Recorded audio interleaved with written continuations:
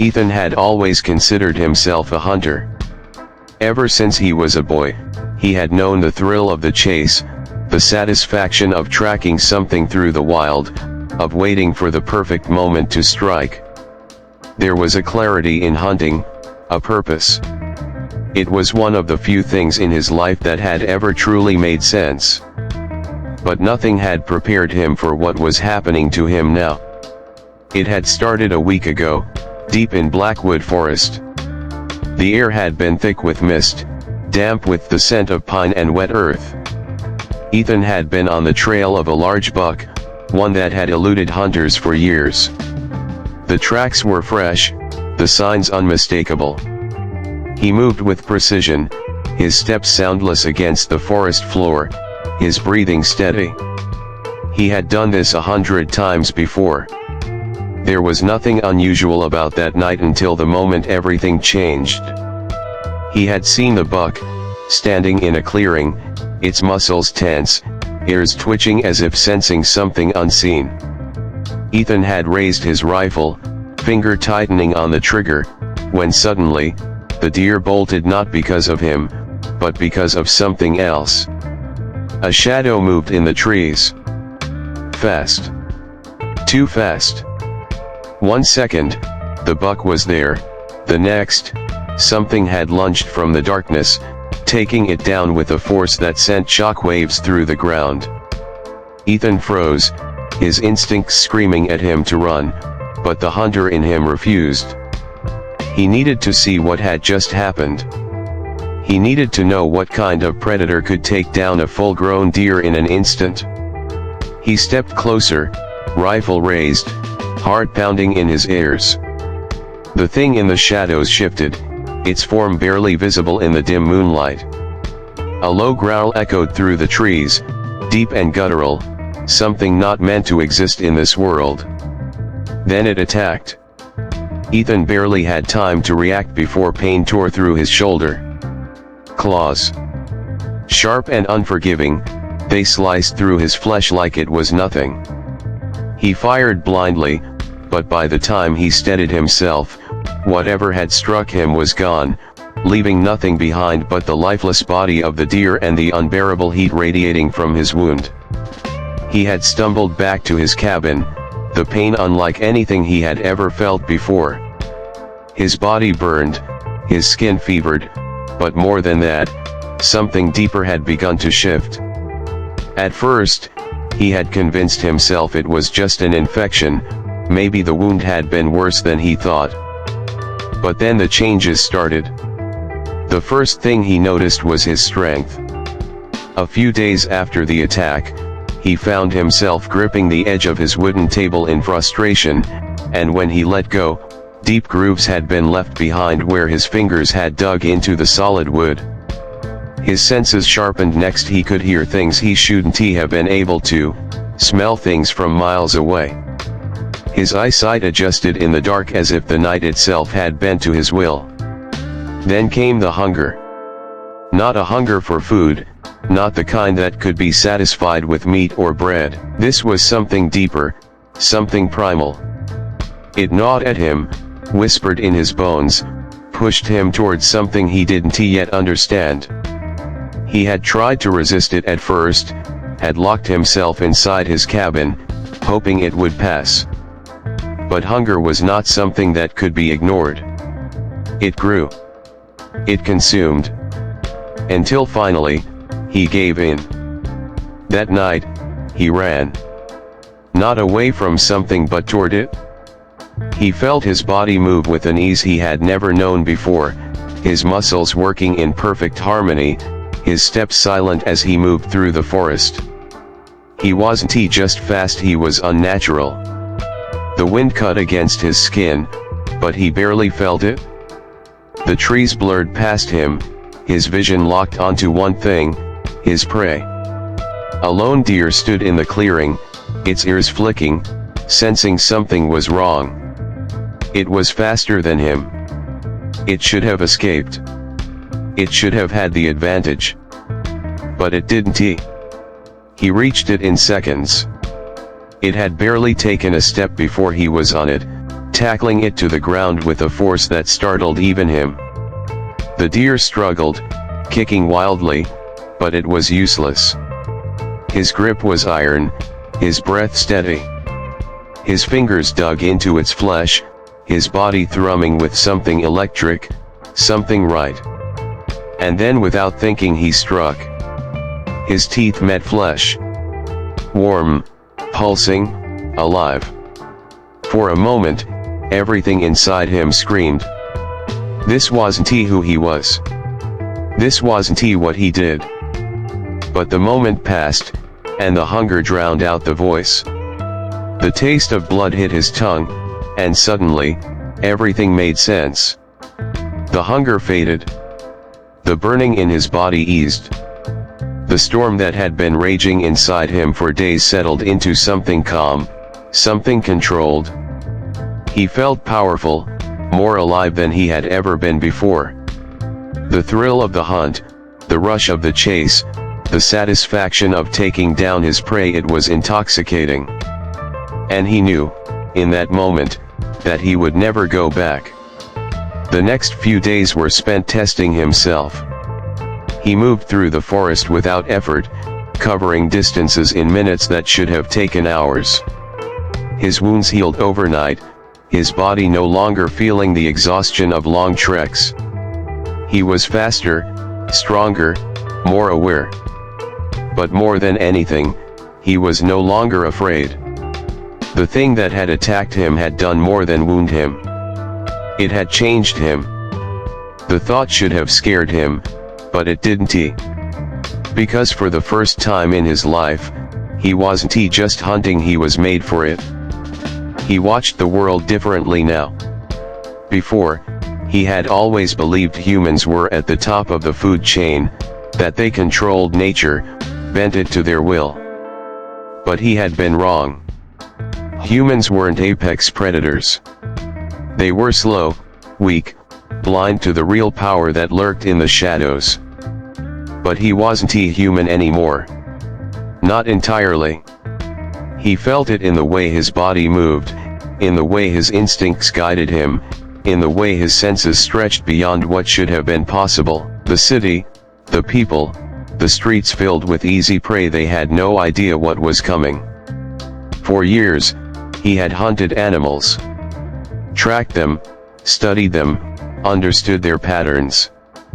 But now, as he stood on the edge of the wilderness, looking toward the city skyline in the distance, he realized something else. This hunger inside him wasn't satisfied with the wild. It wanted more. He had spent his whole life thinking he was the hunter. But now, he understood the truth. He wasn't just hunting. He was something to be feared. Ethan no longer felt human.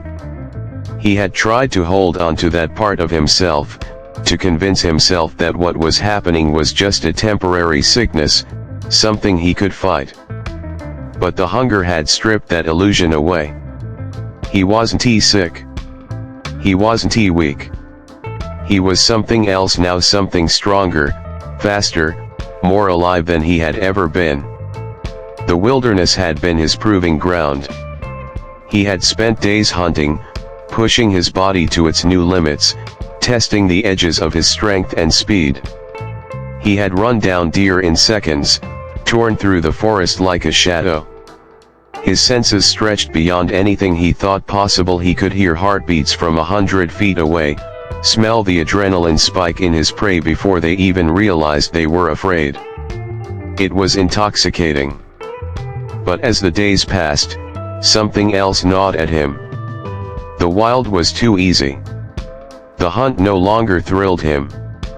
There was no challenge in stalking creatures that had spent their entire existence running from predators. They were prey. They accepted their fate the moment they sensed him. It wasn't enough.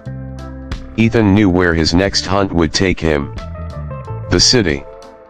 It had been weeks since he had last set foot on pavement, since he had been surrounded by people, by the scent of sweat and gasoline, by the dull hum of human life.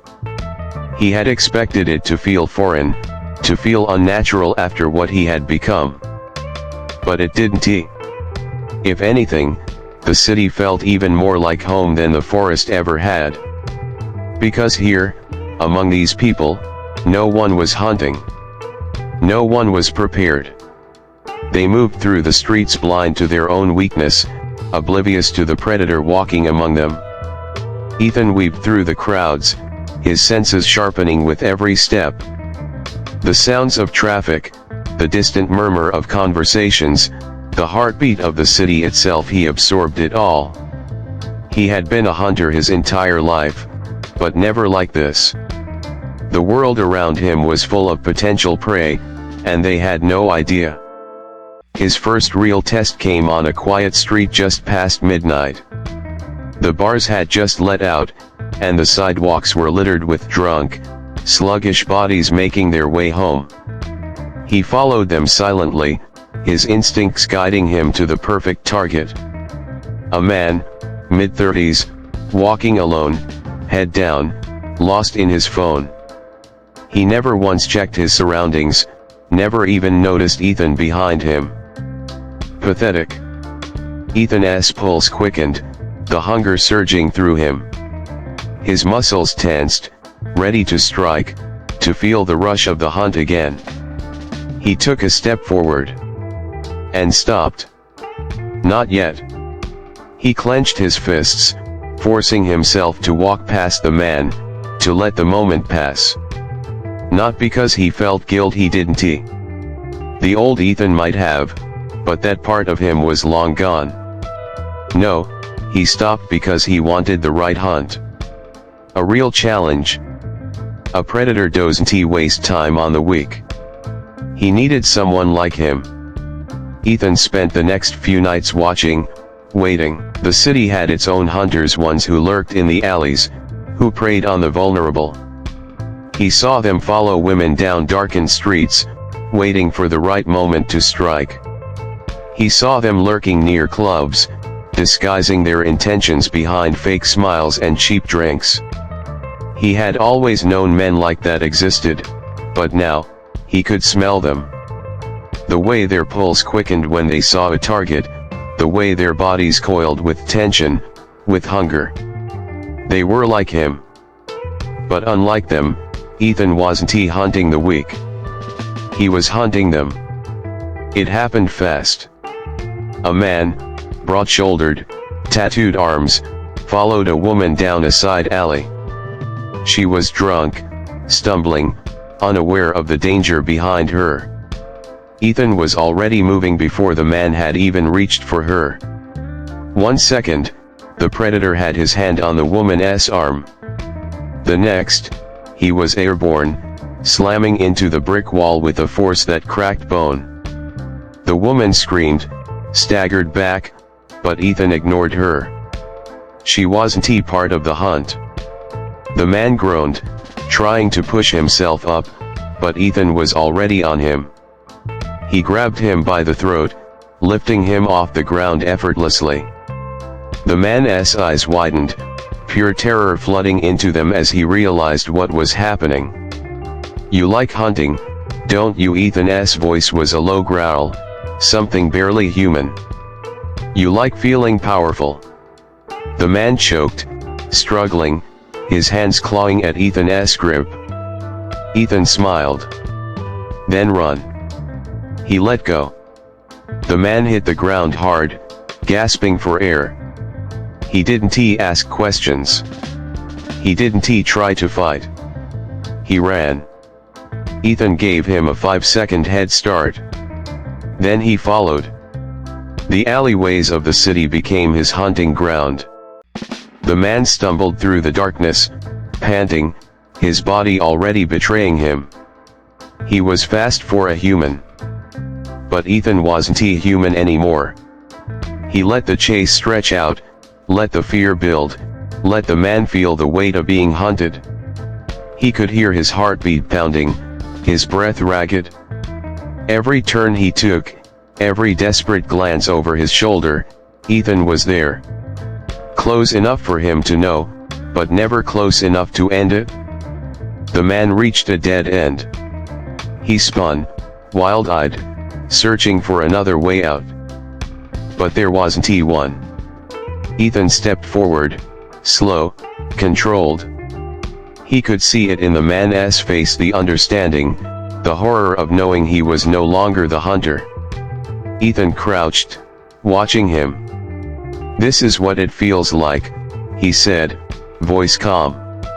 "To be prey."